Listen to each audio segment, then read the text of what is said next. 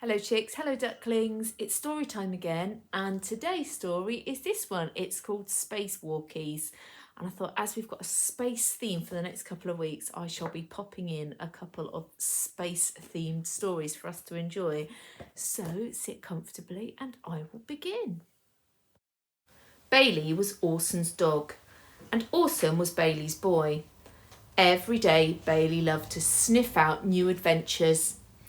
Adventures like sleeping on Mum's best sheets, helping himself to Orson's dinner, or even chewing on Dad's new slippers. Bailey's adventures always got him into trouble.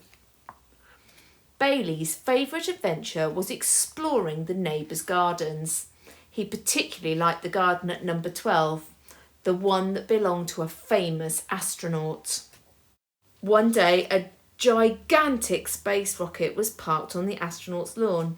Nosy Bailey couldn't help but scamper inside to play. He sniffed at buttons and bounced happily around the control desk. Bounce, bounce, bounce. Then he accidentally sat on a big red button marked ignition. The engine roared into action, blasting the rocket into space. Bailey thought that Orson would be mad at him, but he was having too much fun to worry. He didn't know how to fly a rocket, but luckily it was programmed to land on the moon. And so it did, with a flump. Before he could shout, "Heel boy," Bailey was in his spacesuit and zooming off in search of adventure.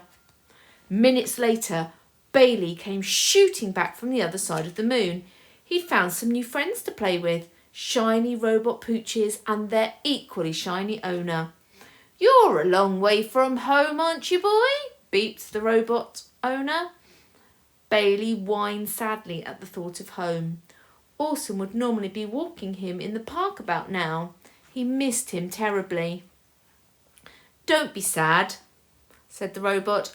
"I know what will cheer you up." To Bailey's amazement, the robot unscrewed one of his arms and hurled it past him with his other arm. "Fetch, boy!" he shouted.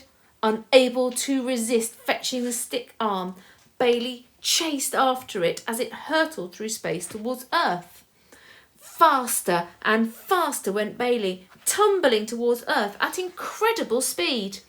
He eventually caught hold of the stick arm and shut his eyes as he prepared for a frightening crash landing.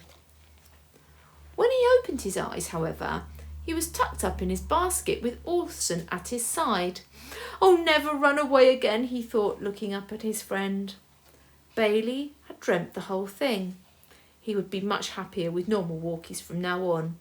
After all, dogs can't really go on space walkies, can they? Children, I hope you enjoyed that story. I was quite surprised at the end of it when Bailey woke up. It seemed quite real, didn't it? But what made it seem quite real? And then what really was it that made it a dream?